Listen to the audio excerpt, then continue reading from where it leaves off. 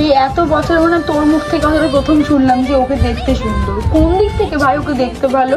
Plastic surgery করলে না সবাইকে সুন্দরই লাগে, মেকআপের বোতল মুখের মধ্যে ঢেলে নিলে কেউ সুন্দর হয়ে যায় না, ন্যাচারাল বিউটি দেয়। আমাকে দেখ, ঠিক আছে তোর আমার দিদিকে সুন্দর মনে হলো তো এক বালতি জল নিয়ে এক্ষুনি মুখের মধ্যে ঢাল, মেকআপ এরকম কত করে গলে গলে পড়বে, তখনই দেখবি কেমন শাকচুন্নির মতন মুখটা হয়ে যাবে। কি আমাকে ভালো লাগছে বলছে? দিদিকে ভালো লাগে তা ওকে গিয়ে বল, আমাকে বলছিস কেন যে ওকে ভালো লাগছে? চুমু খা আমার দিদিকে গিয়ে যা। লোক আজকাল ভালো জিনিস দেখতেই পারে না, চোখে নেওয়া হয়েছে, খারাপ জিনিসের দিকেই নজর যায়।